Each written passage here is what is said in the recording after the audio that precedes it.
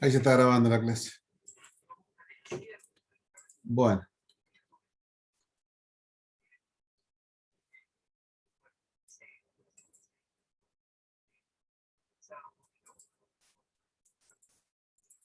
Entonces,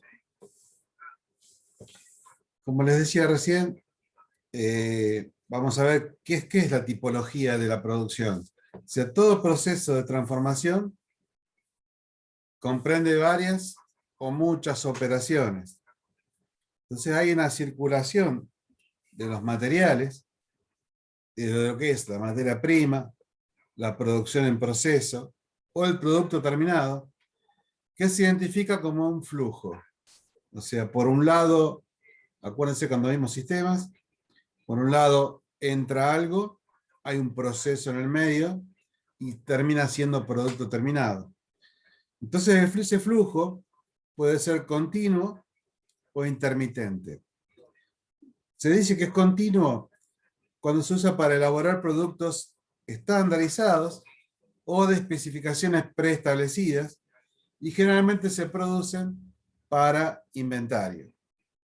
Por ejemplo, una gaseosa, cuadernos, algún producto, bolsas para súper, algún producto que sea de producción continua. Ahora ese flujo se dice que es intermitente cuando se usa para elaborar productos cuya especificación es definida en forma particular para cada cliente, es a pedido. O sea que no tengo que hacer inventarios, o sea, se elabora y se entrega.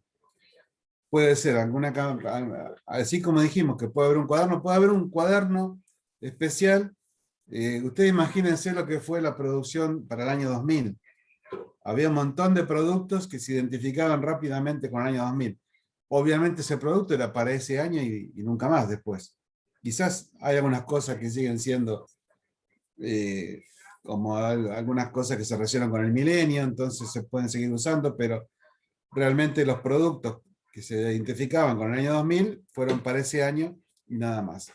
Entonces eso nos lleva a pensar, por ejemplo, en un calendario, una agenda, o sea, que se hace un producto para un cierto tipo de momentos y nada más.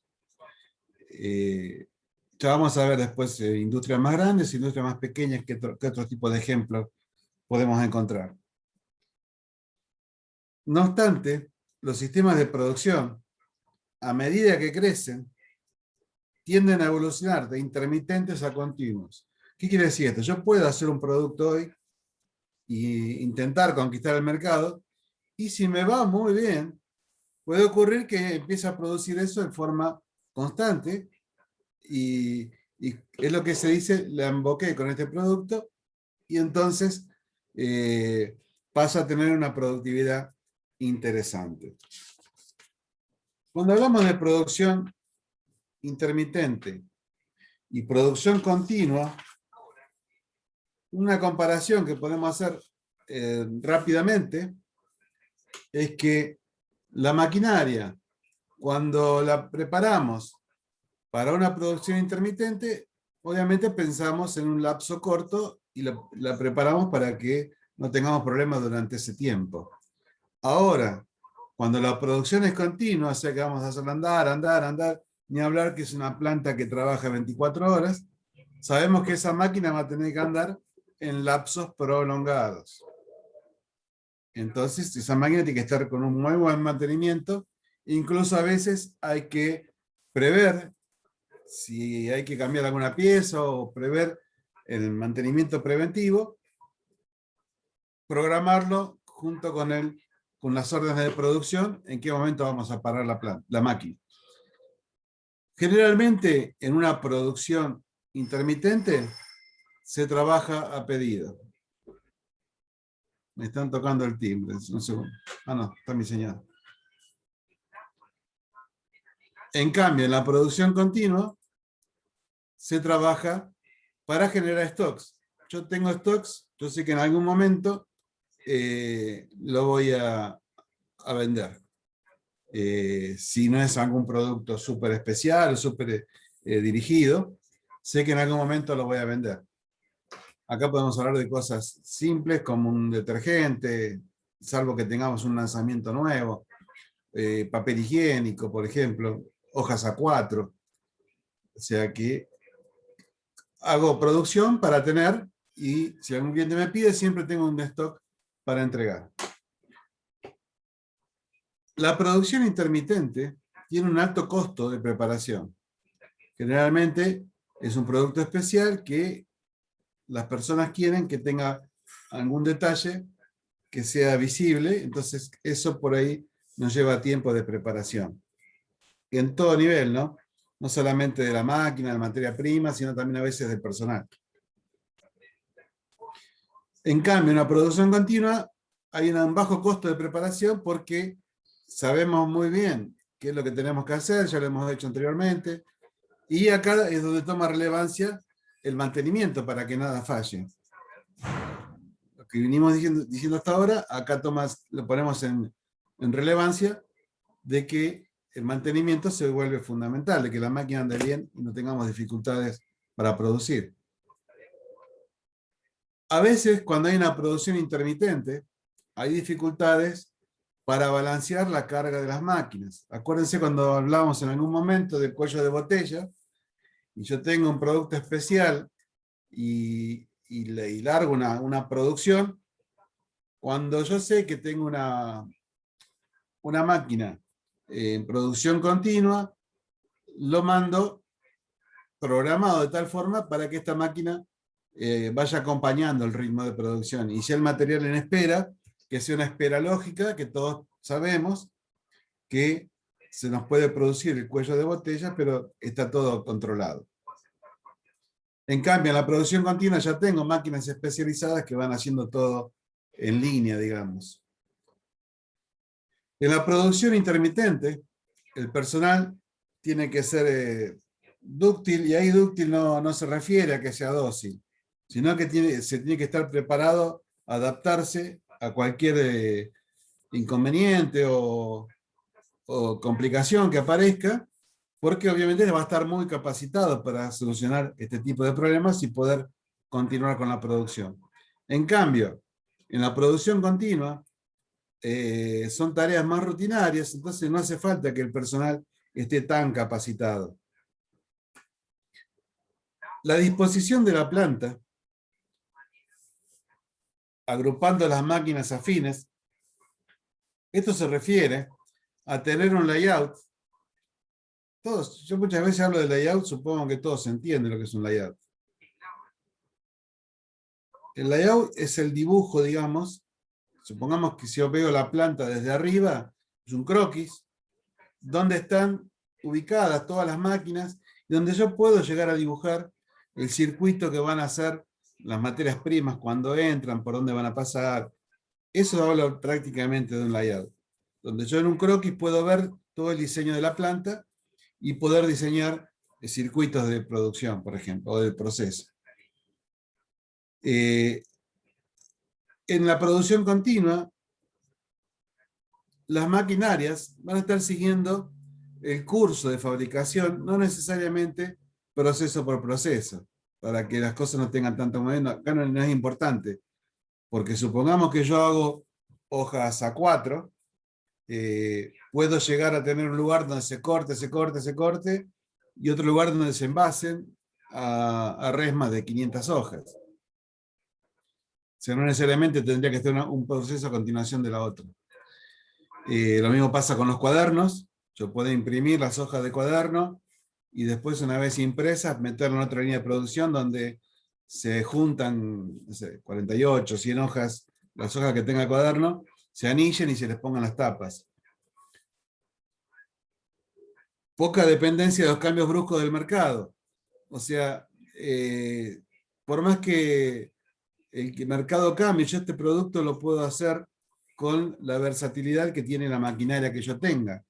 En cambio, si en la producción continua voy a tener una mayor dependencia del mercado. ¿Hay alguien que tenga más de 40 años en el grupo?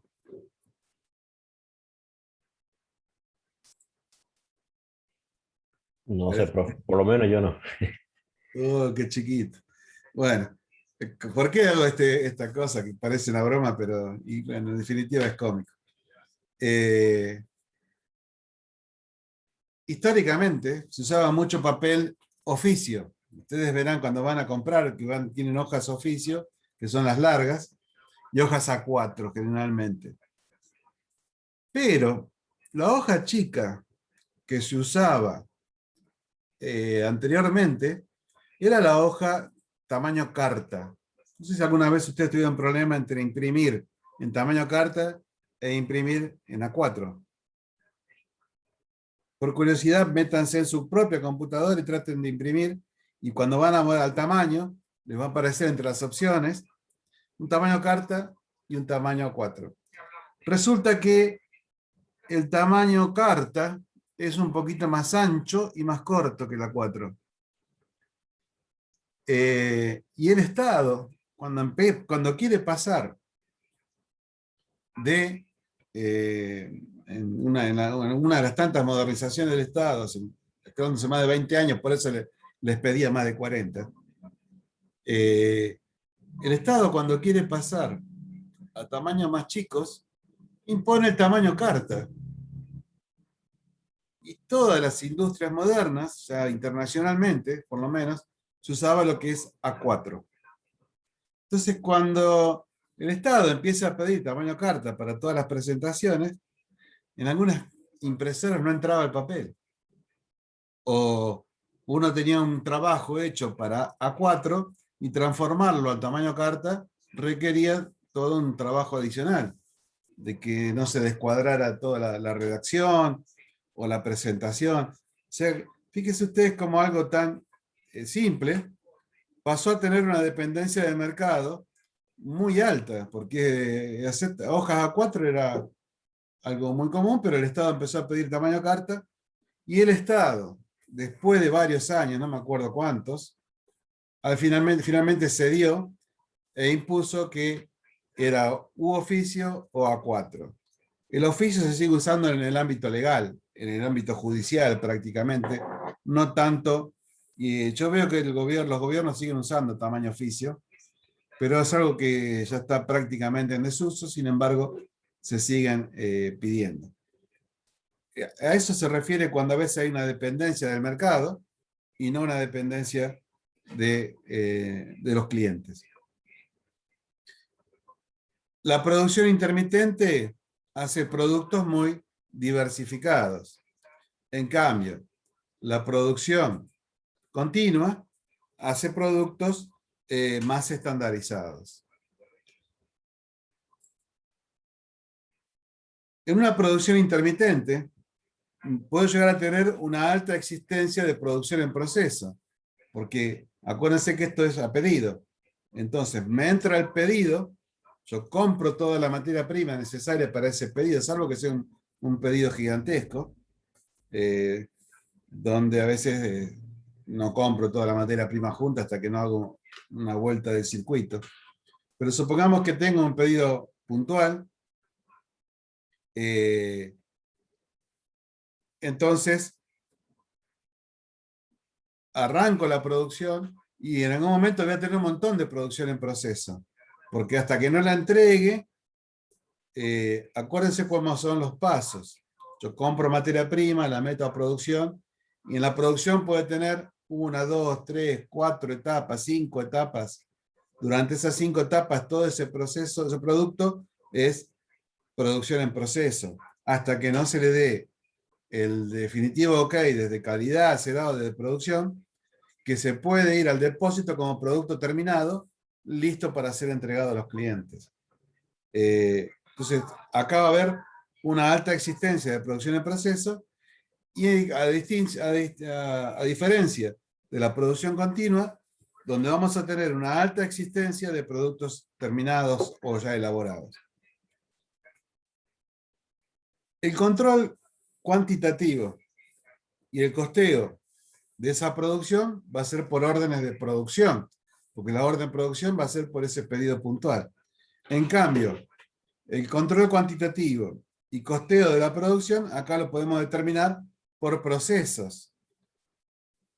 Acuérdense cuando hablamos de los cuadernos, por ejemplo, yo puedo tener hojas impresas o material impreso. Para los que no conocen el proceso de impresión, el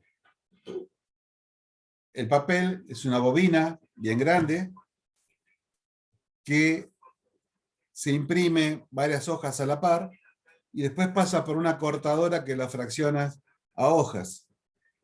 Entonces, yo puedo material impreso sin cortar, puedo tener material cortado, puedo tener material ya encuadernado, porque el proceso de anillado y la puesta de las tapas es simultáneo.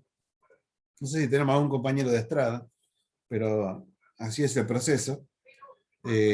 Entonces, ahí puedo tener mucho material en algún tipo de proceso. Entonces, el costo de la producción para saber cuánto tengo yo de material, lo voy a tener por proceso. Bueno, tengo tanto material impreso, tanto material cortado, tanto material en producto terminado.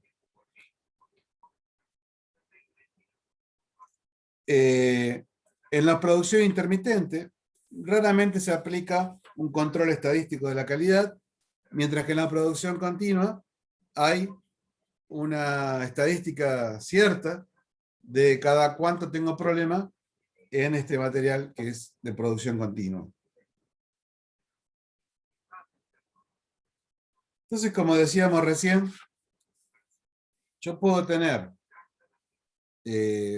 por tipo de producción por proyecto, intermitente, montaje, continuo.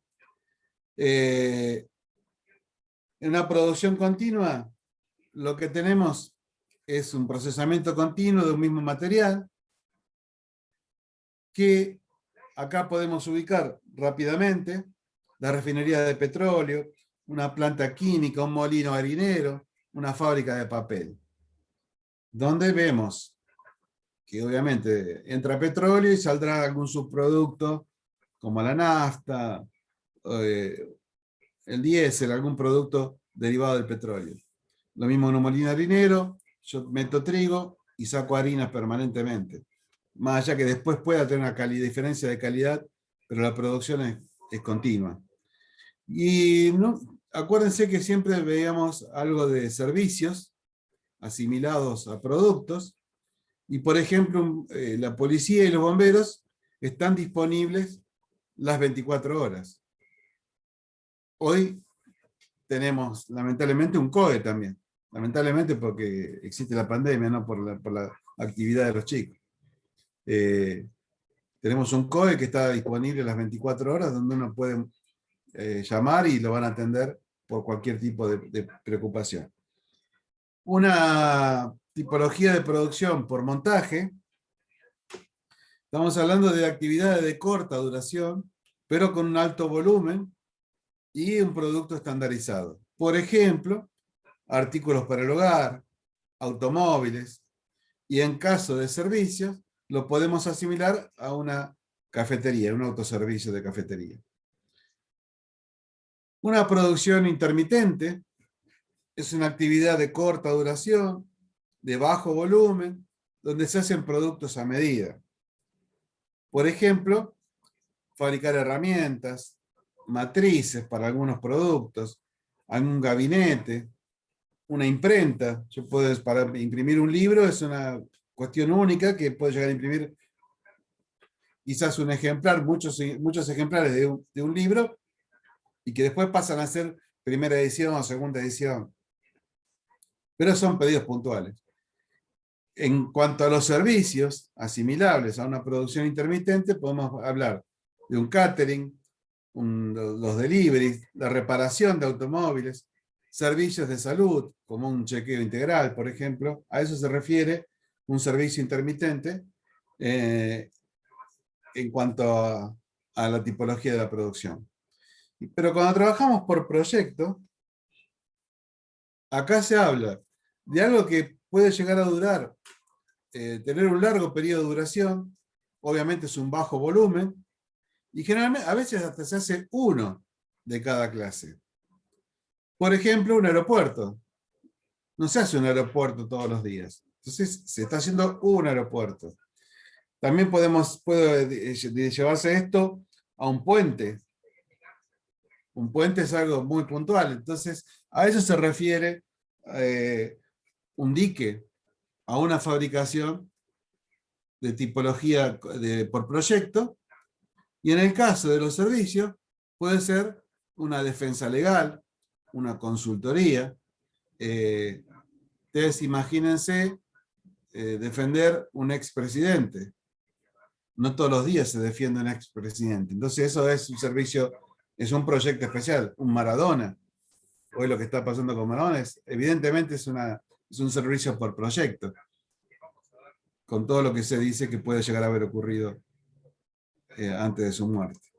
Entonces llegamos a un momento donde yo puedo identificar la organización de la producción con el ciclo de vida que tiene el producto.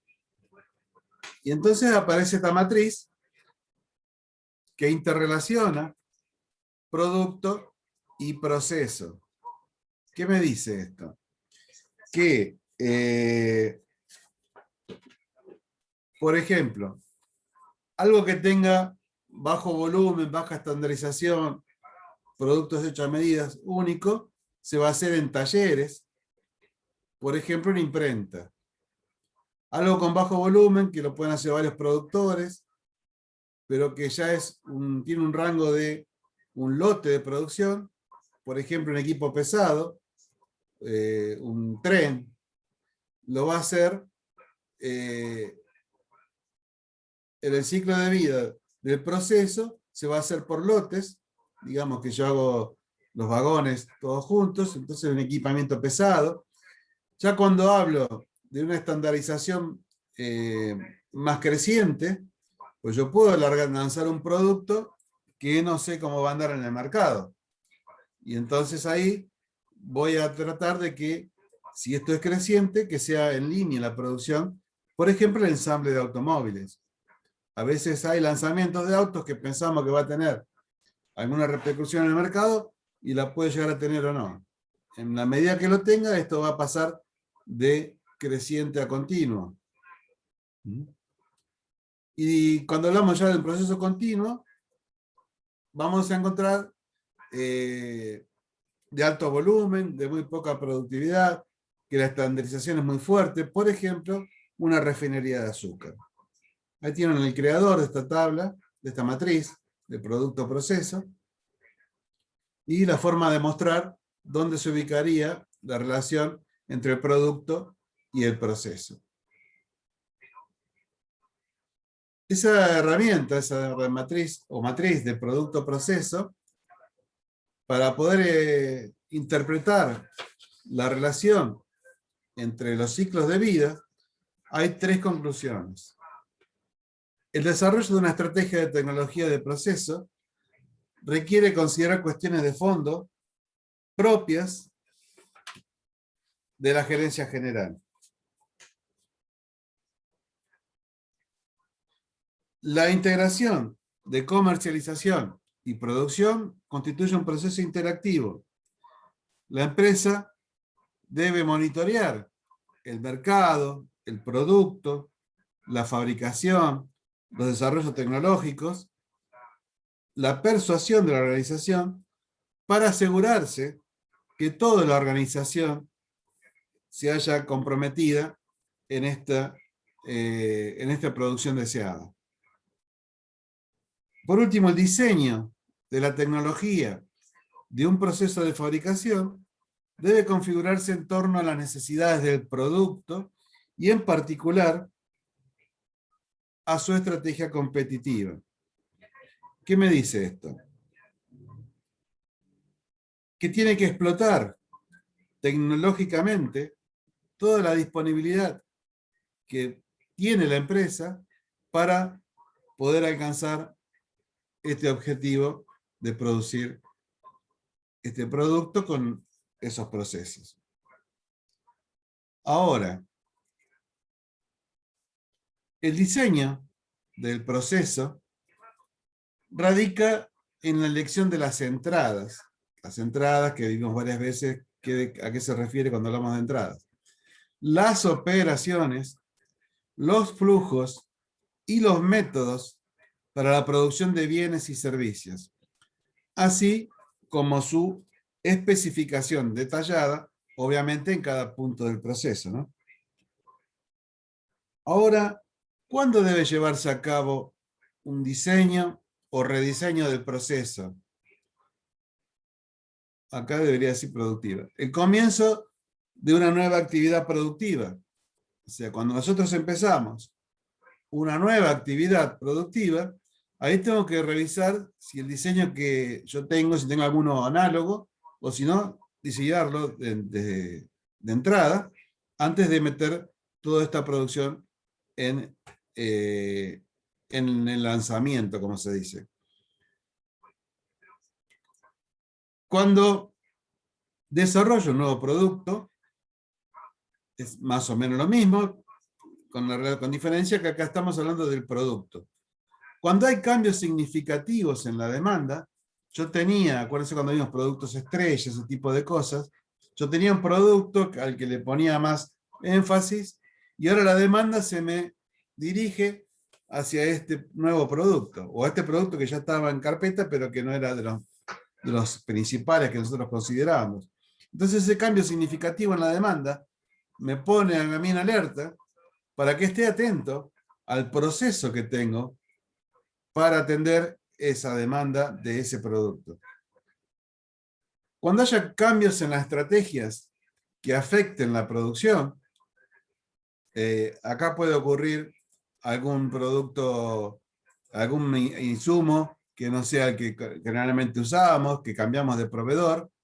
Entonces tengo que ver qué pasa con ese producto y cómo circula ese producto por dentro de insumo, materia prima, por dentro del proceso productivo. Cuando hay evidencias de que el desempeño viene siendo ineficiente, o sea, algo está pasando que las cosas no salen bien, entonces acá hay que rediseñar, parar la pelota, como se dice, y rediseñar el proceso. En algún lugar se están produciendo errores, y cuando hay dos o más lugares, ya es preocupante. Entonces hay que ponerse a ver qué pasa, que el proceso está siendo afectado por el desempeño. Cuando hay exigencias impuestas por la competencia, o sea, la competencia me pone en un punto de análisis que me puede llegar a mí a preocuparme, entonces tengo que repensar qué puedo hacer para establecer este tipo de nuevo diseño del proceso. Cuando aparecen nuevas tecnologías, obviamente tengo un proceso de una manera y la tecnología hoy mejora notablemente la producción. Entonces, si yo aplico esa nueva tecnología, ver qué pasa con el proceso que tengo hoy pensado para trabajar en la forma tradicional. Si lo tengo que cambiar, obviamente es el momento de trabajar en rediseñar el proceso. Cuando hay cambios en los costos y o la disponibilidad de los insumos. O sea que esto lo vimos cuando vimos algunos ejemplos de producción donde los costos se hacían imposible en la continuidad, donde podía llegar a peligrar la supervivencia de la empresa. Y o la disponibilidad de los insumos. Acá me acuerdo un montón de anécdotas, algunas las contamos, otras no tanto, pero los cambios en los costos son mandatorios generalmente. Entonces acá hay que ponerse a trabajar rápidamente. Yo les conté en algún momento que acá cuando hay estas crisis económicas, ahora por ejemplo se suspendió la exportación, se prohibió la exportación. En algún momento se prohibió la importación también. Prohibir la importación, hoy la industria argentina es muy dependiente de insumos importados, entonces hace peligrar cualquier actividad que uno quiera lanzar cuando depende de productos importados y una cuestión política decide cerrar la importación.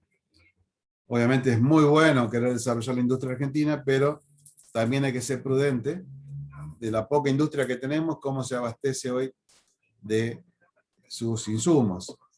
En su momento hablamos del ejemplo de BlackBerry, y, y entonces acá uno pasa a tener una dependencia de una cuestión política que me puede afectar seriamente por no poder avanzar en mi producción. Yo no sé si les comenté, en un auto hoy el 70% de los insumos son importados, aún los autos ensamblados hoy en Argentina. Se los cuento rápidamente. En uno de estos cierres de importación, Tetra importaba una cartulina que ya venía preparada para colocar directamente en la impresora. Como yo les dije varias veces, un material Tetrabric tiene 7 capas. Una capa interior, y acá hay capas que ustedes no las perciben, pero si se fijan de adentro hacia afuera, hay una lámina de polietileno, casi imperceptible, que sirve para que el producto envasado no esté en contacto con el aluminio. Porque inmediatamente después del ese polietileno viene aluminio. Después del aluminio viene otra capa de polietileno, que es la que lo une al papel. Y ese papel, que también es imperceptible a los ojos y también es difícil, es imposible de separar,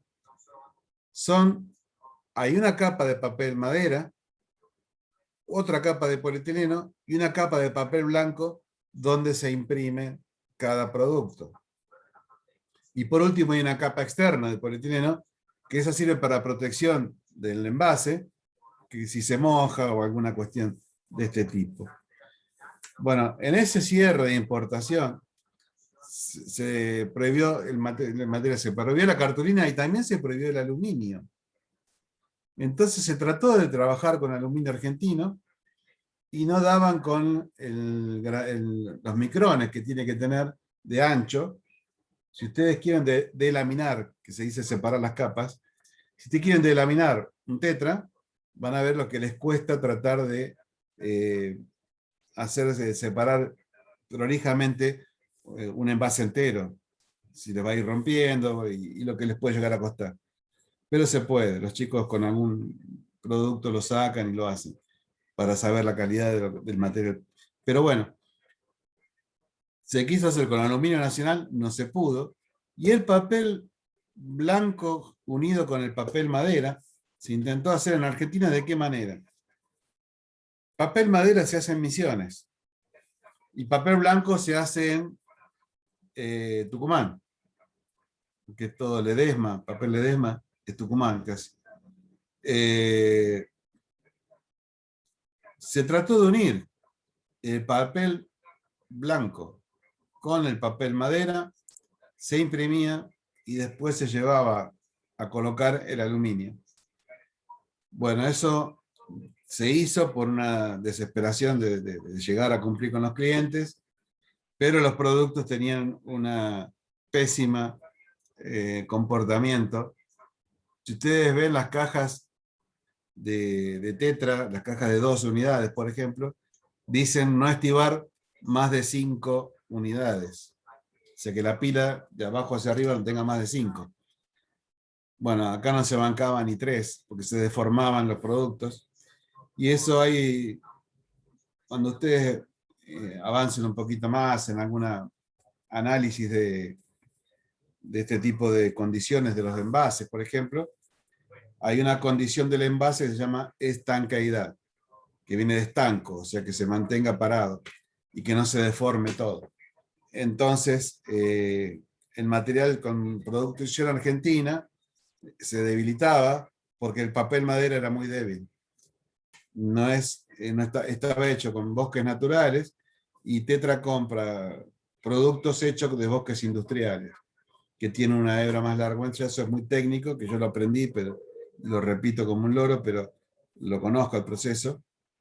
Y bueno, es algo que no se podía reproducir en Argentina y peligró seriamente la empresa por no tener insumos para producción. En realidad hay una diferencia entre insumos y materia prima, pero para que entiendan rápidamente a eso se refiere, ¿no? Entonces, empiezan a aparecer un montón de decisiones que involucran el diseño del proceso. Por ejemplo, la tecnología que voy a aplicar, cómo elijo esa tecnología que voy a aplicar, cómo voy a dividir en distintas operaciones todo el trabajo, qué secuencia van a seguir las operaciones, o sea, cómo se van a ir ejecutando las operaciones, el paso a paso, digamos, con qué métodos de trabajo se van a aplicar, qué materiales se van a usar. Acuérdense que acá un producto, a medida que va pasando por distintas instancias, va teniendo distintos materiales. Entonces yo tengo que considerar en mi proceso cómo voy a abastecer a las máquinas con los distintos materiales. Ustedes imagínense cualquier proceso, si en algún momento se le agrega algún producto y cómo va pasando ese paso a paso. Ustedes imagínense desde, yo le hablaba de un envase, de un cuaderno, a una zapatilla, las producciones que tenemos acá en La Rioja, ¿no? A una zapatilla, a una tela, como se pasa en algún momento de haber un fardo de algodón, que lo vemos en las playas de las fábricas, a otro lado donde vemos la tienda que está la tela terminada, y un pasito más es tener prendas, que lo podemos ver en la Ritex, que uno ve los fardos de algodón en la playa de almacenaje, y de repente va a la tienda y tiene un montón de telas y hasta prendas. Entonces, en algún momento hay un montón de materiales que se agregan. Si vamos a hablar de una toalla, es una cosa. Si vamos a hablar de una camisa, es otra cosa. Quizás la toalla, el único agregado que tenga es la etiqueta, más allá de la costura de sus bordes. En cambio, en una camisa, estamos hablando de botones, de que alguien hace un cuello, de que hay puños, de que hay una charretera, que es donde donde se prenden los botones. O sea, hay un montón de materiales y de procesos que tienen que estar bien compatibilizados. Entonces, en algún momento, yo me voy a encontrar con la opción de hacer o comprar, y ya vamos a ver otra alternativa más, que es tercerizar. ¿Con qué grado de mecanización y automatización voy a trabajar? Si voy a tener muchos procesos manuales, o realmente paso a automatizar procesos, y ni hablar de robótica, ¿no? Entonces tengo que elegir con qué equipos, herramientas, instrumentos, dispositivos voy a trabajar en este proceso. ¿Con qué máquina voy a trabajar en cada operación, en cada paso del proceso, en cada paso de la producción? ¿Qué métodos voy a usar para la puesta a punto? O sea, ¿cuándo digo que ya estoy en condiciones de largar la producción y decir, bueno, a partir de este momento estamos en plena producción? ¿Qué nivel de inventarios intermedios voy a contener o voy a sostener para comprometer un nivel de producción, un nivel de depósito, un nivel de entrega? Entonces, ese nivel de inventarios lo tengo que llegar a definir muy, muy bien. ¿Qué tipo de layout voy a usar en mi proceso productivo? ¿Qué método y equipos voy a usar para la logística? Y cuando hablamos de logística, no es solamente la entrega final, sino también toda la logística interna. Ustedes imagínense que hay un producto que sale de una máquina y tiene que ir a otra máquina, y eso es la de la logística interna. ¿Quién va a llevar esta producción en proceso al proceso siguiente? cómo se va a trasladar, si va a haber un autoelevador, si va a haber una zorra mecánica, una zorra eléctrica, se va a llevar al hombro. Entonces, todo esto hay que definirlo, cómo se va a trasladar internamente toda la producción. ¿Qué tiempos va a insumir o va a requerir cada operación? Y también el tiempo total del proceso. Acuérdense el otro día cuando habíamos tiempos muertos, que una cosa es el tiempo de cada operación y después está el tiempo total del proceso, desde que entra la primera materia prima hasta que tengo un producto terminado. En el medio tengo distintos procesos que los medimos y a veces la suma de todos esos procesos no da el total insumido para la operatoria completa. ¿Cómo voy a balancear el sistema en cuanto que no tenga tiempos muertos, que no tenga una máquina que esté desbordada? Entonces tengo que hacer un balanceo del sistema para ver si en algún momento alguna máquina requiere alguna mejora o algún turno extra de producción. Puede ocurrir que yo tengo un turno mañana nada más y una máquina está con un cuello de botella, entonces para esa máquina, ante este pedido, la voy a hacer trabajar en 2 turnos. O sea que al otro día, cuando venga el turno de nuevo, no tenga complicaciones de tener producción parada porque no, la otra máquina está desbordada.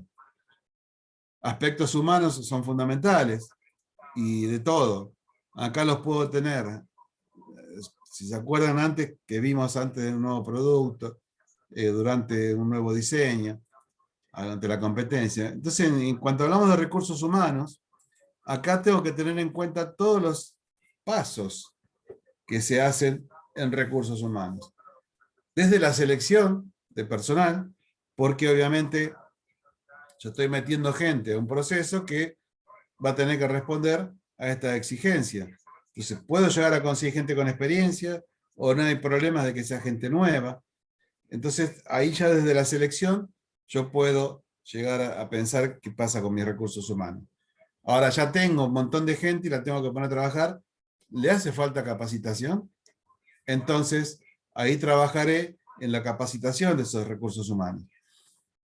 Los tengo trabajando, ya los elegí, y ahora tengo que ver niveles salariales, por ejemplo. Yo a esta gente ahora le pongo una exigencia nueva, y al estar más capacitados, ¿merecen ganar más o le puedo seguir pagando lo que le pagaba antes? Hasta eso tengo que tener en cuenta de que puedo llegar a tener un conflicto salarial teniendo todo lo demás que vimos hasta ahora perfecto, pero como yo tengo una sobreexigencia sobre el recurso humano, puedo llegar a tener un pedido de aumento de sueldos. Y ahí es donde se me vienen los problemas con los gremios o con el gremio. Entonces tengo que atender también que el gremio, no tener reclamos del gremio por no pagar lo que corresponde o por sobreexigir a la gente por encima de sus categorías, ¿no? Eso, bueno, de eso hablo todo. Aspectos humanos no es únicamente si tengo o no tengo la gente. Están todas las funciones de un área de recursos humanos involucradas en beneficio del servicio del proceso de producción. ¿Qué medidas voy a tomar para asegurar la calidad del producto que nos comprometimos a producir? Entonces, ¿con qué grado de consistencia va a tener este producto? De confiabilidad. Esto de confiabilidad va a haber estadísticas de que, no sé, supongamos, 2 cada 100 nos salen con defectos. Entonces yo sé que un 2% hay que tener cuidado porque puede ir al cliente y eso nos puede llevar a un desprestigio. También tengo que tener en cuenta la cantidad y la capacidad de la mano de obra a emplear, porque a veces yo puedo tomar gente nueva y resulta que tenía gente en otro sector que no estaba capacitada y por no capacitar gente nueva, y después hay una merma, entonces me va a sobrar gente, y con qué empleado me quede y con cuál no, y esto es muy sensible a veces para los obreros. Si le hubiéramos dado la oportunidad a los empleados viejos que aprendan este nuevo proceso, bueno, eso hay que tenerlo muy en cuenta también. ¿Dónde van a estar los puntos de control en cantidad y calidad? Acuérdense que yo siempre les digo que el control de calidad puede estar en la materia prima, puede estar en el producto terminado, pero también puede estar en los procesos intermedios. Porque en los procesos intermedios, el producto va recibiendo un valor agregado. Como les decía antes, de una hoja en blanco pasó a estar impresa, después pasó a ser cortada y después pasó a ser cuaderno. Entonces, en cada proceso va teniendo un valor agregado el producto. Y ahí voy a ir controlando si las cosas se están yendo de acuerdo a lo programado. ¿Qué condiciones de seguridad estoy trabajando? Y acá hablamos de seguridad de todo, de seguridad e higiene prácticamente es fundamental, porque voy a tener indicadores de siniestros que pueden llegar a ocurrir en la fábrica por una sobreexigencia. Entonces tengo que estar atento a que eso no pase. Quiero de flexibilidad, voy a tener tolerancia con el producto que estamos haciendo y siempre hay que tener en cuenta que podemos llegar a crecer más. Entonces, ¿qué pasa si estamos cerca de la capacidad instalada que tenemos en nuestra producción?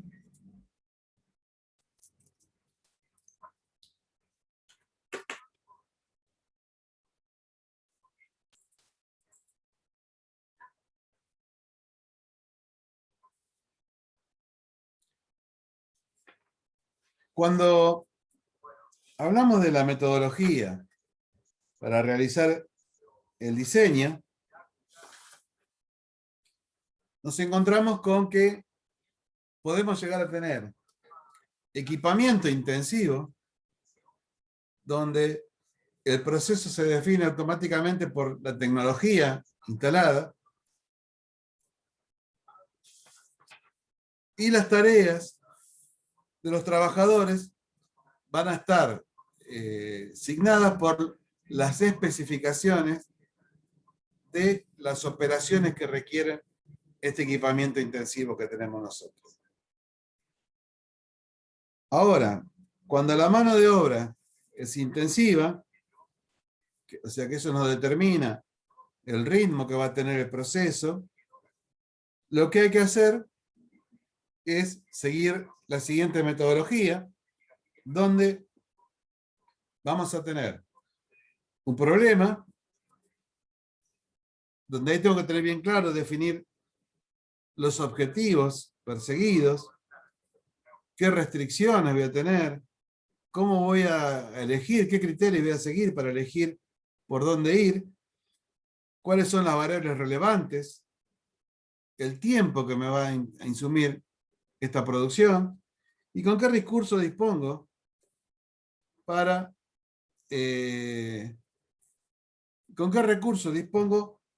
para resolver este problema. O sea, estoy en el planteo del problema. Entonces, empiezo a relevar información. ¿Cómo es el proceso actual? Y si existen otras tecnologías para evaluar. Y acá empiezan a aparecer las alternativas. Va a haber un momento de análisis y generar alternativas. ¿Qué vamos a hacer en este caso?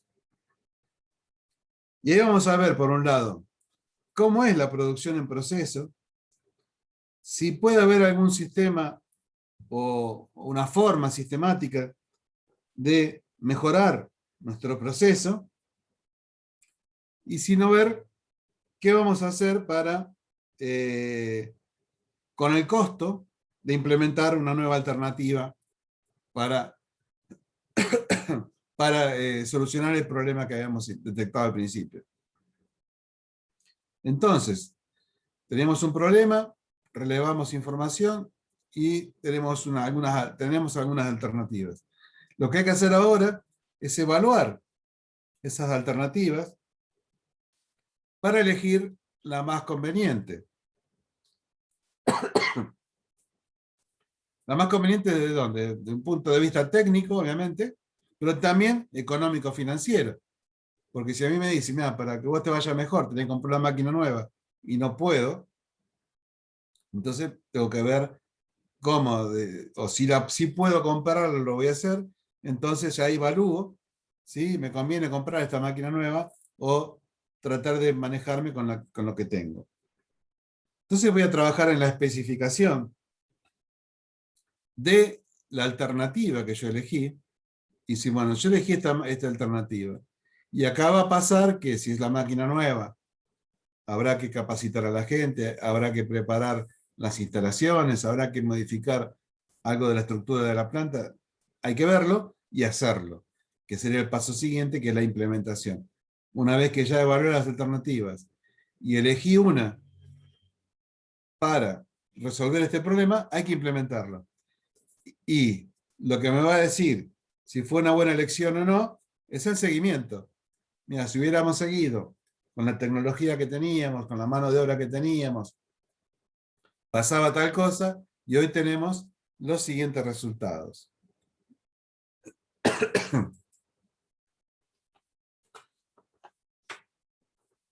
Antes de entrar a esto, vamos a ir viendo un pequeño videíto.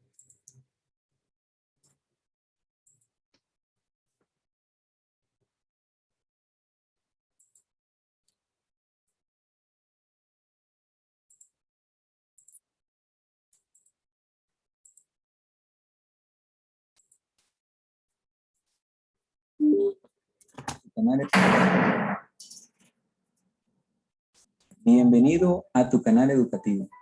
Hoy aprenderás qué son los procesos de producción, cuáles son sus etapas y finalmente mencionaremos algunos ejemplos relacionados sobre el tema. ¿Qué son los procesos de producción? El proceso de producción o de operaciones es en donde se transforman materias primas en bienes o servicios. Dicho de otra manera, cuando una organización quiere elaborar uno o varios productos, esta designa un lugar llamado el área de producción, en el cual se combinan energía, mano de obra, información, capital, maquinaria, innovación y otros factores. Todo con el fin u objetivo de elaborar bienes que satisfagan las necesidades de sus clientes. Cabe resaltar que no solo las empresas industriales cuentan con un área de producción, ya que las empresas que prestan servicios también cuentan con uno, generalmente llamado área de operaciones. ¿Cuáles son las etapas del proceso de producción? Veámoslo de la siguiente manera. Supongamos que se crea una nueva empresa destinada a elaborar zapatos. La primera etapa del proceso productivo es la creación del proceso. En esta etapa se plantea la idea de cómo se van a producir dichos zapatos, considerando factores como el mercado objetivo, el capital y la producción. Segundo, diseño del producto. Es básicamente definir las especificaciones y la manera en la que se vaya a realizar el producto, en este caso los zapatos. Tercero, diseño del sistema. En esta etapa se definen los sistemas de producción, inventarios y control de la calidad. Cuarto, distribución de productos. Esta es la etapa final, en donde la empresa decide cómo distribuir adecuadamente sus productos, ya sea para mercados minoristas o mayoristas, así como también el tipo de publicidad en los diferentes medios. Claramente esto depende de cuál sea la filosofía de la empresa. Ejemplos de sistemas de producción. Vamos a mencionar dos ejemplos rápidamente. En el caso de una empresa destinada a la elaboración de productos gaseosos, encontramos que tienen un sistema de producción continuo y sin interrupción entre cada uno de sus procesos, además de tener un producto totalmente estandarizado. Por el contrario, si es una empresa dedicada a construir aviones, estaríamos hablando de un producto o de una producción por proyectos, es decir, productos más exclusivos y generalmente relacionados con la fabricación de un solo producto o de una cantidad muy reducida. Para finalizar, recordemos que existen varios tipos de procesos productivos, pero eso lo veremos en otro video. Si te gustó el video, no olvides suscribirte y regalarnos un like. Si no te gustó, déjanos un comentario de cómo podríamos mejorar. Bueno,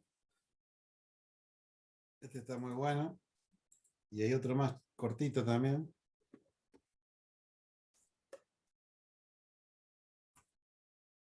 Bienvenidos una vez más a Economía de Casa. En el día de hoy seguiremos con el curso gratuito sobre la economía de la empresa. En este capítulo veremos los diferentes tipos de sistemas de producción que se pueden realizar. Si es Economía de Casa. En el día de hoy seguiremos con el curso gratuito sobre la economía de la empresa. En este capítulo veremos los diferentes tipos de sistemas de producción que se pueden realizar. Si observamos detenidamente la actividad productiva de las múltiples empresas que existen, nos daremos cuenta de que existen diferencias en la forma de producir de cada una de ellas. Esto da lugar a diferentes tipos de sistemas productivos que pueden llevar a cabo las empresas, cuyos criterios básicos que diferencian un sistema de otro son los que veremos a continuación. El primer criterio es según el destino del producto. En base a este criterio podemos dividir los sistemas productivos en dos tipos. El primero de ellos es la producción por encargo.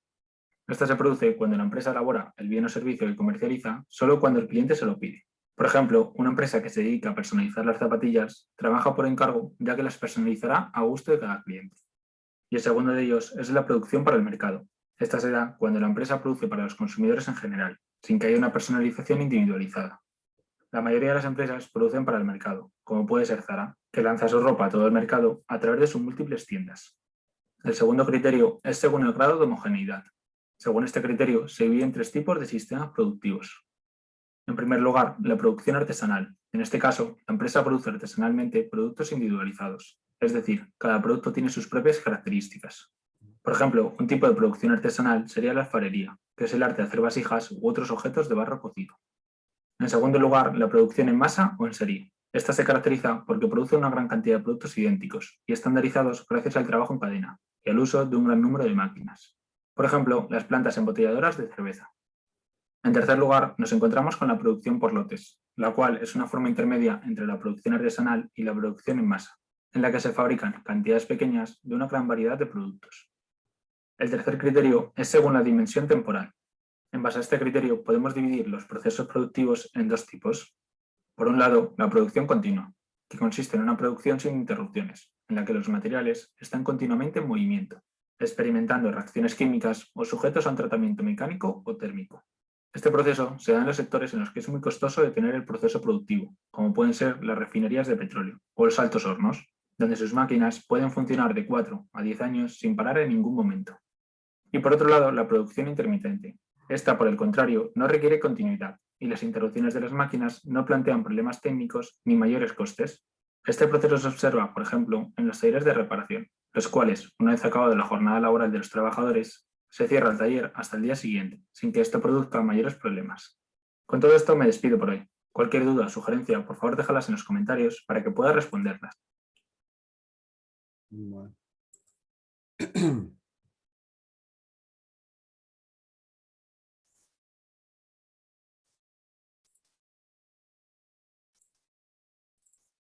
Con lo que vimos recién, ahí hay una idea de lo que es, yo igualmente les voy a mandar los links de esos videos que vimos recién, de lo que es la visión de la producción continua, intermitente, por procesos, por lotes, y lo que nos lleva a ver, por ejemplo, un diagrama, en este caso vamos a ver una fabricación de pan, ¿no? Donde va a haber el entorno o el ambiente donde esto se desarrolla. Acá imaginémonos una fábrica de pan lactal, como es este. Ustedes, lo que yo les diga, llévenlo a un Fargo, lo que debe ser Fargo, por ejemplo, ¿no? Donde va a haber proveedores que van a traer insumos y materia primas para que después sean incorporados al proceso. Entonces todo esto va a ser la entrada a este proceso, y la forma de ver cómo va pasando por todo el proceso hasta que llega a los clientes, vamos a ir viendo, por ejemplo, se recibe materia prima y acá hay una verificación de materia prima. Obviamente hay un área de control de calidad que va a hacer muestras de toda la producción, de todos los productos o insumos que estamos recibiendo, para decir si pueden ser metidos al proceso productivo o no. Superado esta verificación, va a un proceso donde se empiezan a mezclar materiales, donde se dividen para distintos sectores. Obviamente acá puede haber pan negro, pan blanco, para bolsas chicas, para bolsas grandes, porque eso va a ir a un distinto molde. Entonces, cuando vayan al mercado, fíjense que hay de dos o tres tamaños y encima hay de 2 o 3 sabores, y del blanco y del negro, ¿no? Con triple salvado, doble salvado. Entonces, acá se divide en un momento la producción para pasar a sus moldes. Entonces, ese molde va al horno, y en el horno, después una vez que sale del horno, hay un momento de enfriado. Entonces, ya con lo que vimos hasta ahora, se pueden ir imaginando si en algún lugar puede haber algún cuello de botella o no. Una vez que está enfriado el pan, pasa a un sector de rebanado, y donde acá vuelve a haber un control de calidad final de la producción, para recién pasar al sector de empacado, para su salida a los distintos clientes. Como les decía antes, acá puede haber en distintos momentos controles de calidad, porque supongamos, como estamos viendo este proceso, el horno puede llegar a ser uno de los mayores costos que tenga en todo este proceso el pan. Y si hasta acá vino mal la mezcla, vino mal hecho lo anterior, ¿para qué meter al horno un producto que no está en condiciones, que no va a salir bien? O quizás se lo pueda mejorar, entonces se lo mejora antes de meter al horno, y no agregarle este proceso, que es de los más caros de todo el proceso en sí. A eso se refiere ese control de calidad intermedio que puede llegar a haber. Acá en este ejemplo está uno al principio y otro al final, pero en el medio puede haber muchos controles de calidad. Y este producto que sale al cliente puede ser de conformidad del cliente o no. Entonces, de acuerdo a las quejas o a nuestro mismo control de calidad, que diga, mira, acá deberíamos mejorar tal cosa, porque si no, eso sirve para que en este sector haya una retroalimentación cuál fue el desempeño desde la materia prima hasta el producto final nuestro en el mercado, para poder si podemos mejorar, ya sea la materia prima que estamos usando, o si estamos conforme, que también venga el reporte de conformidad para continuar las cosas como lo estamos haciendo, o si hay que mejorar. ¿Mejorar qué? Y acá se va a ver si hay que mejorar el proceso, la materia prima, la mano de obra, maquinaria.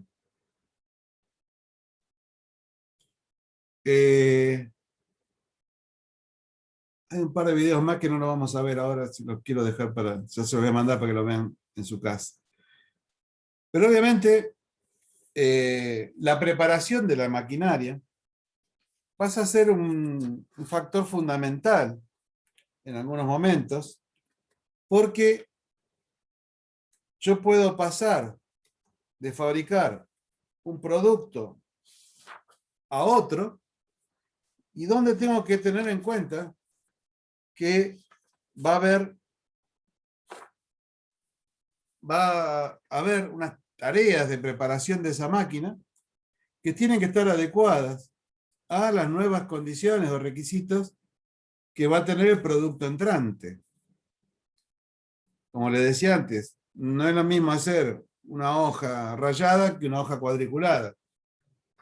Volviendo a los ejemplos de Tetra, no es lo mismo hacer un producto donde se va a envasar leche, donde se va a envasar jugo, vino o tomate, que pueden llegar a ser más o menos agresivos al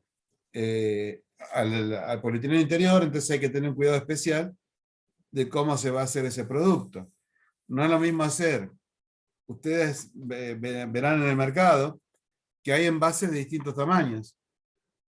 Hay envases de 300, envases de medio litro, como el tomate, que es el más fácil de identificar rápidamente, o la chocolatada chiquita, y hay envases de litro. Dentro de los mismos envases de litro, hay unos que son más petizos y otros que son más alargados. O sea, pasar de un producto a otro con la misma máquina requiere una preparación de la maquinaria que la gente tiene que estar muy, muy preparada para poder hacerlo.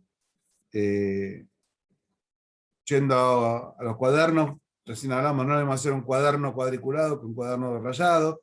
Si vamos a la fábrica de zapatillas, no es lo mismo hacer una zapatilla que hacer botines.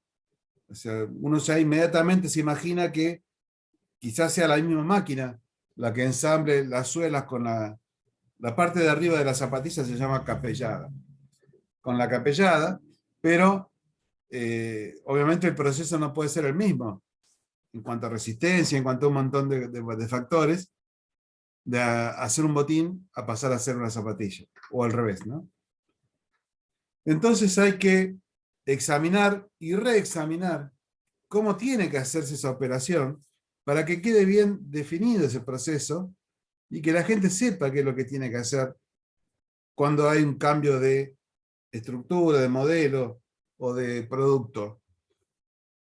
Entonces hay que estudiar y documentar. Es muy importante registrar cómo se hace la preparación de la máquina para un cambio de producto, un cambio de modelo, un cambio de medida, un cambio de tamaño.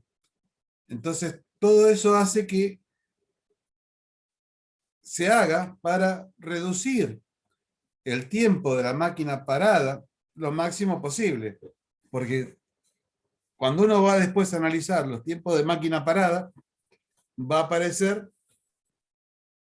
un código, supongamos que alguien registra estos tiempos, como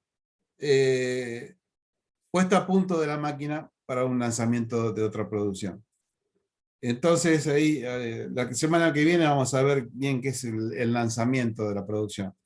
Pero lo hemos visto un poco ya en las clases anteriores. Entonces, ese tiempo de máquina parada tiene que reducirse lo máximo posible para optimizar el tiempo de trabajo, que fue lo que vimos en la clase anterior. Entonces, todo lo que estuvimos viendo recién, de documentar, registrar y establecer el proceso lo más claro posible, cuando hay un cambio de unidad de medida o de producto, se haga lo más rápido posible. Entonces hay que organizarse, reunir y ordenar todo el material que es necesario cuando se pase de un producto a otro, para que rápidamente se pueda ensamblar la producción o subensamblar, si a veces se le agrega algún paso adicional, para facilitar un rápido alistamiento de la máquina.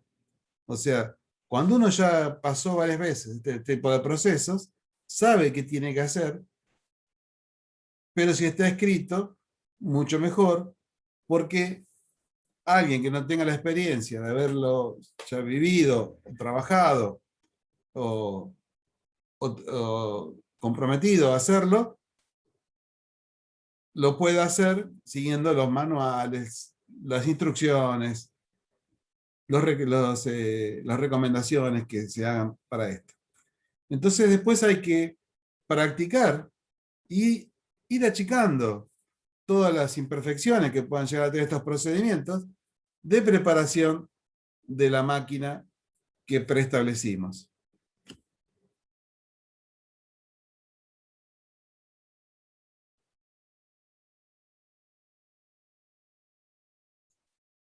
Llegamos a hablar ahora entonces de productividad y eficiencia.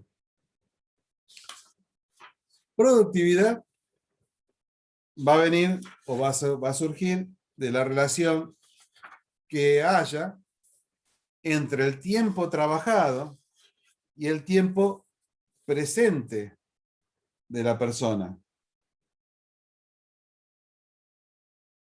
Yo no lo voy a tomar matemáticamente esto, pero sí tienen que entender para qué sirve esta fórmula.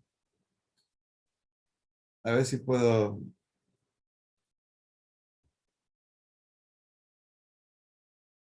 No tengo ningún Excel abierto. Voy a abrir un Excel.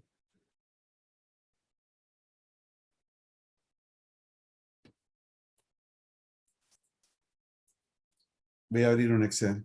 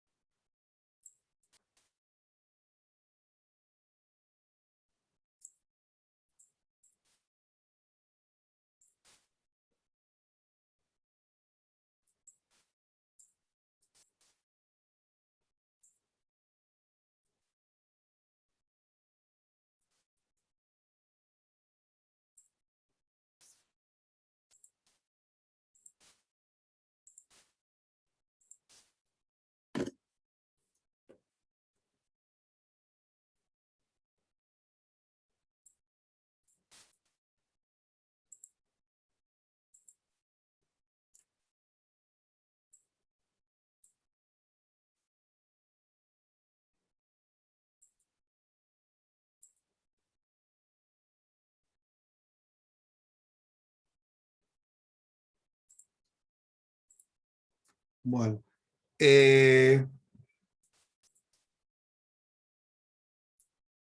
Dijimos que, para que ustedes lo puedan ver mejor, yo voy a hacer esto. La productividad era tiempo trabajado sobre el tiempo que la persona estaba presente, o las personas estaban presentes. Entonces, tiempo trabajado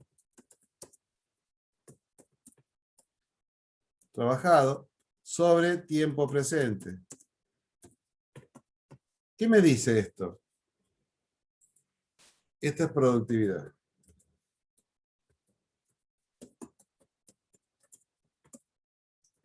Productividad. Tiempo trabajado sobre tiempo presente. Si una persona estuvo 6 horas produciendo en la máquina y realmente me marcó una asistencia por 8, esto ya viene una dotación completa después, la relación se hace más el tiempo trabajado dividido el tiempo presente.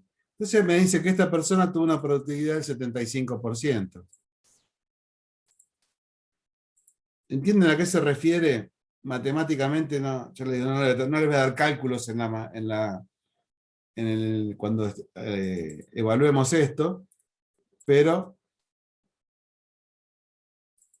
sí tienen que entender qué mide la productividad. La productividad va a medir el tiempo trabajado sobre el tiempo presente. Ah, no, perdón. Este es el tiempo estándar sobre el tiempo trabajado. Acá está mal. En la presentación está mal, ya lo voy a corregir. O sea, productividad es eso. Pero eficiencia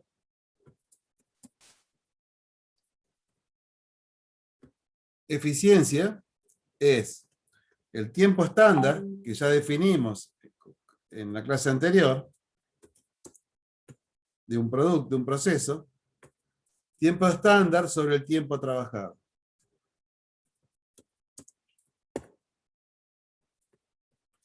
Entonces yo tengo un proceso donde definí que el tiempo estándar para hacer este producto son 20 horas y tardaron 24, entonces me va a decir esto que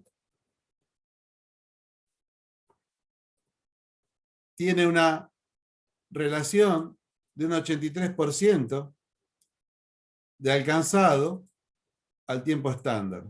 O sea que no llegaron al 100% de eficiencia porque tardaron más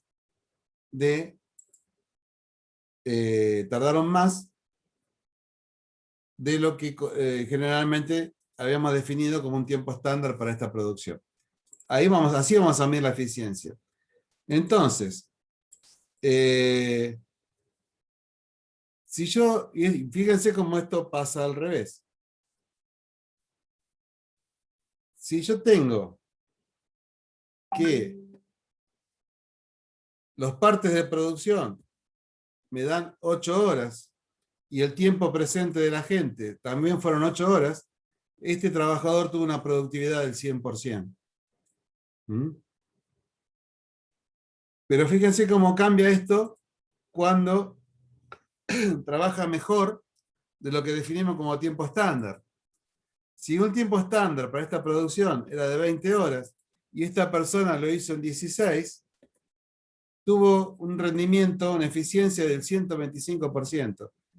Para eso sirven estos indicadores, donde uno observa cómo fue la productividad o la eficiencia de esta persona. Esto es muy simple, hay un montón de variables, hay consideraciones que hay que tener, pero rápidamente ustedes saben que le van a medir, por ejemplo, la eficiencia en base a un estándar que se definió en algún momento y el tiempo realmente trabajado. ¿Que van a tener excusas? Y si no, si ustedes son jefes, se las van a inventar. Si ustedes no son jefes, la van a inventar ustedes. Puede haber un montón de excusas. Pero para eso están los indicadores y los registros que uno hace que deberían ser con absoluta responsabilidad. Porque si, acuérdense cuando yo le hablaba de variables,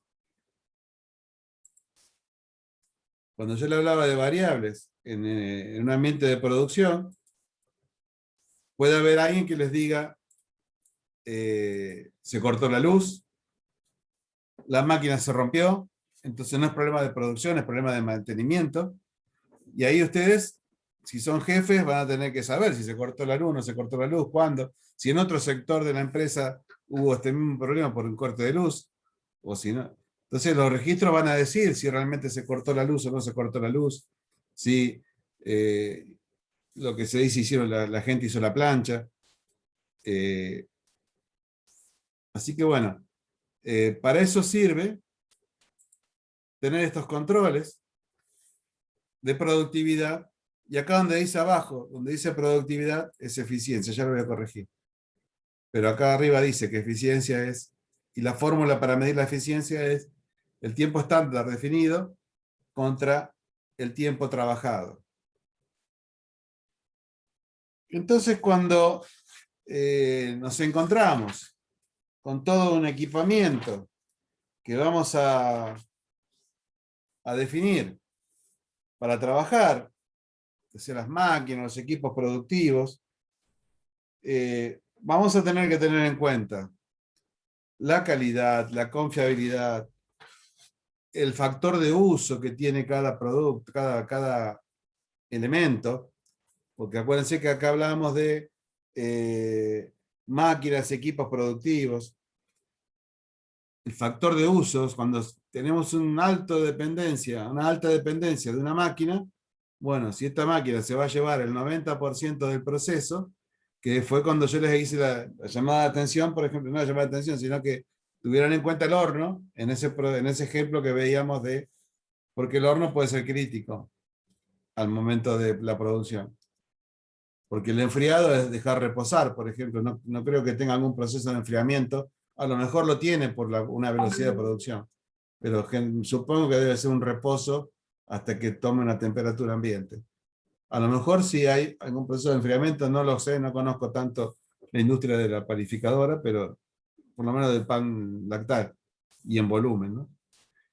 La mantenibilidad del equipo, qué requerimientos va a tener de mantenimiento, de repuestos, si hay alguna pieza que se rompe frecuentemente, como si voy a tener en stock, por las dudas se me rompa, o si tengo a alguien donde yo puedo salir y comprarlo rápidamente y volver a la planta y que siga andando. La durabilidad del equipamiento, generalmente uno sabe la vida útil que puede llegar a tener el equipamiento que uno tiene instalado, la flexibilidad para pasar de un producto a otro, la seguridad que nos da esto en cuanto a su operatoria y la seguridad que da a los empleados, el costo de ese equipo. Vimos una panificadora, si se rompe el horno, bueno, ¿cuánto cuesta un horno nuevo? ¿O cuánto cuesta repararlo? ¿Cuánto cuesta sostenerlo? ¿Qué respaldo tenemos del proveedor? Si a mí se me rompe ese horno, si puedo conseguir un proveedor que rápidamente me solucione el problema. Hay algunos proveedores que hasta prestan alguna máquina, hasta mientras tanto le soluciona el problema que uno tiene con la maquinaria en uso. ¿Qué disponibilidad de repuestos? Eso lo vimos recién. No olvidemos nunca que estamos en un rincón del país casi alejado de los grandes fabricantes o repuesteros, que nos puede llegar a parar una planta porque hasta que esté el producto acá, el repuesto acá, va a requerir toda una logística que no la previmos. ¿Qué velocidad vamos a tener para la puesta en marcha con ese equipo que estamos utilizando? Si yo puedo trasladar esto rápidamente a otro lugar y seguir trabajando en ese otro lugar. Esto sobre todo cuando yo tengo una planta con distintas ubicaciones. ¿Qué significa balancear el sistema de producción?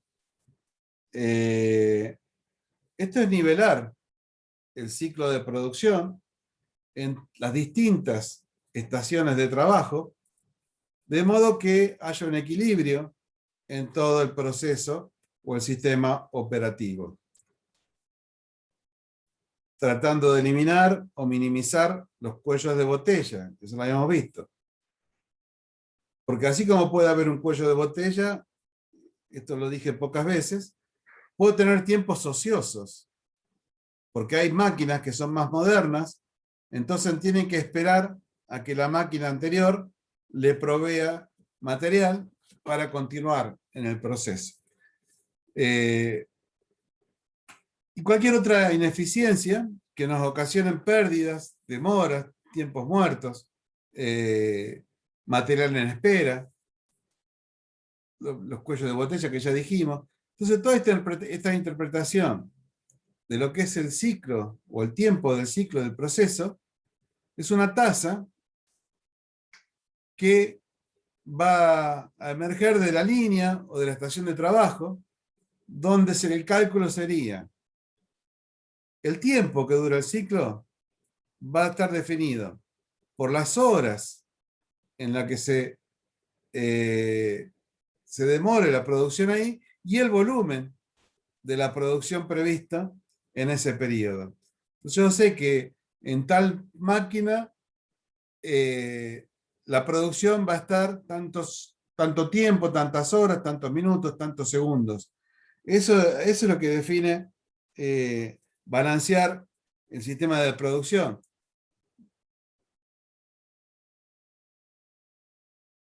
Lo vamos a ver la clase que viene, pero ahí yo les cuento, les puedo llegar a contar qué pasa con la inversión que hay que hacer en las máquinas o con material que puede llegar a estar llegando a ese cuello de botella y cómo se programa esto para que, si bien existe el cuello de botella, estén todas las máquinas en forma operativa.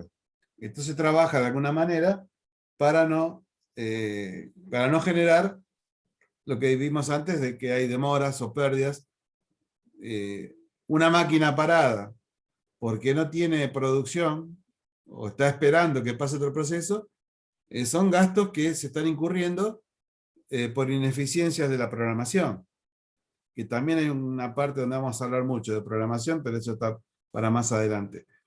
Hay un problema de programación de la producción, donde no previó que me podía llegar a parar una máquina donde yo tengo gente ahí sin hacer nada, que los puedo poner a limpiar, hacer otra cosa, pero no está en la producción propiamente dicha, que es lo necesario, ¿no? ¿Qué pasa con las máquinas obsoletas? ¿Qué pasa con el costo de la mano de obra? Donde ahí se me transforma en improductivo. por hoy, y les digo esto y cortamos acá, la clase que viene se los voy a ampliar, está el manejo de materiales, que en el proceso de producción es algo de lo más importante a la par de lo que son las maquinarias, ¿no? Porque hay costos que son muy significativos y que a veces puede ocasionar pérdida de tiempos. Por ejemplo, ¿qué materiales tienen que ser transportados? Desde el depósito, hacia qué máquina, en qué momento, desde dónde y hacia dónde. Acuérdense que puede haber un proceso interno que requiere otro a continuación. Entonces, a veces no vuelven al depósito de esa producción en proceso y va a parar a otra máquina. ¿Cómo se va a mover de tal máquina a tal máquina? O de una nave hacia otra nave, o si va a tener algún descanso en el depósito y después va a ir al proceso siguiente. O sea, todo eso hay que decidirlo, hay que documentarlo y hay que pronosticarlo de cómo se va a resolver. Entonces, ¿cómo hacer todo esto? Hay que buscarle la vuelta para la rapidez que tiene que haber en el proceso de transporte. Y esto de la rapidez acá también se va a medir la eficiencia. Entonces, tienen que medir los tiempos de abastecimiento de las máquinas, pero también hay que tener en cuenta la seguridad de las personas que circulan dentro de la planta. Yo les conté que tuvimos que regular una vez la velocidad de los autoelevadores. Se los conté eso, ¿no? No, no lo recuerdo, profe. Yo sí, profe, sí me acuerdo que decía que lo tuvieron que regular para poner un límite, porque si no, los chicos andaban fuertes, que se ponían a jugar o algo así, nos había contado. Sí, bueno, te falta el final. Para los que no se acuerdan, se limitó la velocidad de los autoelevadores porque los changos andaban muy rápido. Digo, acá en cualquier momento va a pasar una desgracia. Si bien había sendas peatonales, por las que en todo este proceso de seguridad, que ustedes están muy involucrados, se pintaron sendas peatonales para que la gente pase por ahí, no circule por cualquier lugar. Los autoelevadores les pedimos que igual tenían que respetar a los peatones que andaban por dentro de la planta, pero los changos andaban a 2000. Fue una época de muchísima productividad también, ¿no? Entonces se les limitó. Como no obedecían, era peligroso, hasta que una vez casi atropellan a un jefe, y el jefe casi agarra piña con el autoelevador, cuando uno no puede reaccionar de esa manera, pero bueno, las cosas se fueron así. Y le pusimos un limitador a los autoelevadores. Y un día me llaman diciendo que había volcado un autoelevador a la noche. Dice, ¿cómo volcar si andan a dos los autoelevadores? Nosotros pensábamos que era algún desnivel algún desnivel en el piso, una curva, iban con mucho peso los autoelevadores. Son autoelevadores que andan con 4.000, 5.000 kilos de carga. Entonces digo, bueno, no sé qué, estará mal pensado el peso. Resulta que los changos habían descubierto que para marcha atrás ese limitador de velocidad no funcionaba. Entonces corrían carrera marcha atrás. Y así fue que se volcó uno. Los changos se la saben todas. Cuando ustedes estén, más ustedes que están en seguridad, empiecen a estudiar movimientos, situaciones y cosas lo más inverosímiles, piénsenla y traten de resolverla, porque los changos se la saben todas. Y bueno, había volcado un tipo corriendo a marcha atrás. Eso es lo que yo le decía de a veces tener en cuenta la rapidez en abastecimiento de las máquinas. Porque así como le dije antes, que puede haber un código que los changos inventen por mantenimiento, corte de luz, también puede haber que la máquina se pare por falta de abastecimiento. Y ahí es donde se castiga al gente del depósito que tiene que abastecer las máquinas. Entonces siempre hay algún código que va a reflejar, cuando está todo bien codificado, va a haber un código que va a identificar el porqué de que la productividad no fue normal en ese momento. Entonces la idea siempre es minimizar los costos, flexibilizar los métodos que vamos a utilizar, buscar las condiciones adecuadas del trabajo del personal, en todo lo que se refiere también a seguridad, a operatividad, a esfuerzos personales, físicos que requiera el proceso, trabajar y reducirlos y poder solucionar lo más posible el esfuerzo humano sobre todo. Eliminar cuando hay daños y deterioros de materiales. Yo puedo hacer una buena producción y en algún lugar se raspa con algo, hay una parte de la máquina que lastima el producto. Bueno, todo eso hay que repararlo y mantenerlo para que no nos pase, porque eso es pérdida. O sea, un material defectuoso, está pasando que el cliente se puede quejar o que lo tengo que vender con un descuento porque no tiene la calidad que nosotros dijimos que iba a tener. Y sobre todo lo que es seguridad industrial, hay que tenerlo en cuenta permanentemente. No solo en este caso los autoelevadores, sino cables colgando, piezas punzantes, máquinas rotativas donde la gente pueda poner la mano y se la lleve la mano. Entonces, toda esa seguridad industrial tenemos que verla para alinear la seguridad con la productividad. No se olviden que muchas veces la seguridad industrial hace que el proceso sea un poco más lerdo porque tienen que tener las dos manos apoyadas, si no la máquina no funciona. Cosas como esas que hacen que la gente no esté protegida. Pero la gente le encuentra la vuelta para puentear siempre todos estos requisitos de seguridad. Así que tienen que estar muy, muy atentos. Entonces, para manejarnos con todo este manejo de materiales, hay que planificar el proceso, el equipamiento, el layout y el manejo de materiales con un criterio conjunto. Entonces acá hace falta que depósito, producción, mantenimiento, calidad estén en sintonía para que el manejo de materiales sea lo más responsable posible y lo más seguro también posible, ¿no? Evitar el doble manejo, o sea, que haya una persona que hace una cosa, que después la lleva para un lado, después la vuelven a traer. Entonces, ese doble manejo de viaje que puede llegar a ser los materiales, tiene que estar regulado, reconocido y respetado por todos los que tengan involucrado en este tema. Combinar las actividades de fabricación con la de transporte, lo que les decía recién.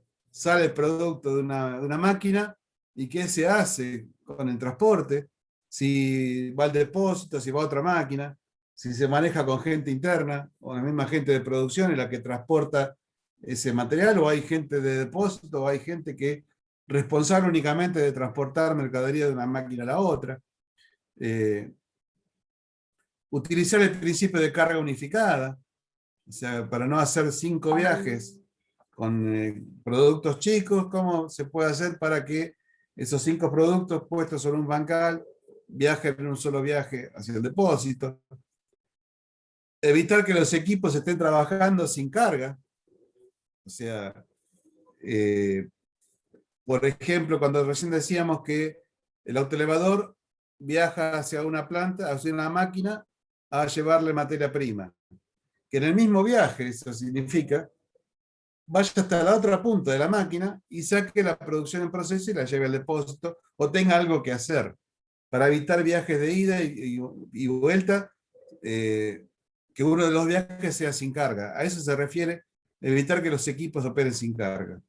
Si el autoelevador fue hasta la máquina a abastecer materia prima, que retire del fondo, porque suponemos que tiene un inicio y un final esa máquina, la producción en proceso, producción terminada que esté saliendo de ahí. Aprovechar la gravedad para economizar energía, esto es muy importante, de cómo usar aparejos o inclinaciones a veces para que la carga sea mucho más fácil, el manejo de los materiales mucho más fácil. Utilizar la altura para aprovechar mejor el espacio, hasta qué punto no hay riesgos de estibar en altura, coordinar el movimiento de materiales con el flujo del proceso, efectuar movimientos en trayectorias rectas. Esto es muy importante. Yo les acabo de decir que había volcado un autoelevador y pensamos que había sido en una curva, y no, había sido porque el tipo maniobró mal. Es difícil manejarlo para adelante el autoelevador. Imagínense marcha atrás, por más canchero que estén los changos, ¿no? Incorporar equipos flexibles, estandarizar los equipos lo más que se pueda, y respetar estrictamente las normas de seguridad. Bueno, por último, les voy a mostrar un último video.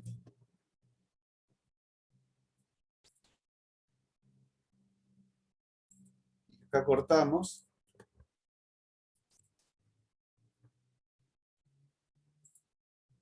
Ahora vamos a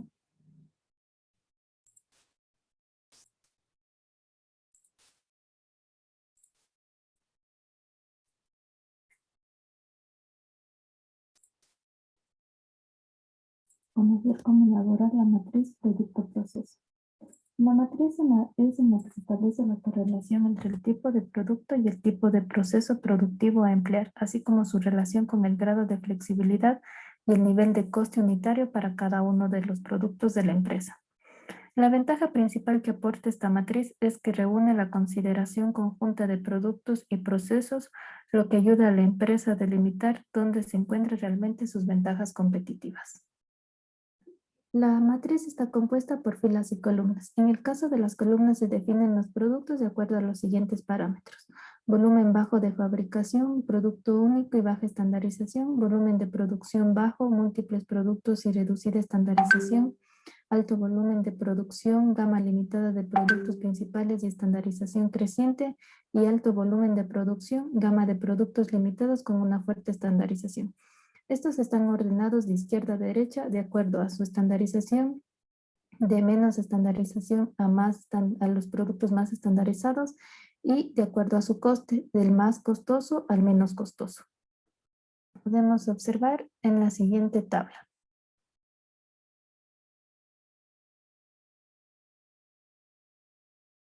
Bien, ahora en las filas se encuentran los procesos que se revisaron anteriormente, como es el flujo continuo, taller producto único, producción en lotes y línea de ensamble.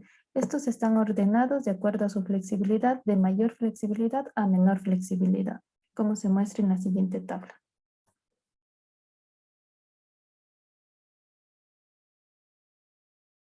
Bien, ahora vamos a conocer algunos ejemplos dentro de la matriz.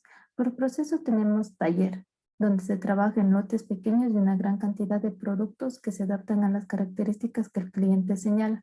Son procesos habituales en las empresas de servicio, como tenemos el ejemplo del hospital o un centro de educación, donde en el hospital las enfermedades se repiten, pero cada individuo requiere tratamiento individual y la atención de un médico. Lo mismo pasa en los centros de educación. Cada alumno es un mundo diferente, pero requiere la atención personal del docente. Lo mismo podríamos aplicar en el labor de los artesanos. Aunque el proceso es parecido, cada pieza es única y exclusiva, por lo que el producto es volumen bajo, producto único y baja estandarización. Por procesos tenemos fabricación por lotes. Presentamos el ejemplo de dispositivos electrónicos, ya que para la fabricación de estos cada lote llega a un centro de trabajo para una operación y cuando se completa se traslada al siguiente centro. Pero hay mayor automatización, por eso se presenta en producción por lotes. Estos productos vuelta presentan un volumen bajo y baja estandarización. Línea de ensamble. Por línea de ensamble, como conocimos anteriormente, consiste en agrupar actividades u operaciones que cumplan con el tiempo de ciclo determinado, es decir, que cada estación o centro de trabajo cuente con un tiempo de proceso uniforme o balanceado. En este tipo de proceso tenemos como ejemplo la fabricación de automóviles, ya que como producto presentan un volumen alto, gama limitada y su estandarización es creciente. Y producción continua. Son aquellos procesos que producen sin pausa alguna y sin transición entre operación y operación. Son procesos que realizan un solo producto totalmente estandarizado, como es la producción de gaseosa o cerveza. Donde se presenta un volumen alto, la gama de productos es estrecha, pero presenta una fuerte estandarización. Bien, eso fue todo por este curso. Muchas gracias.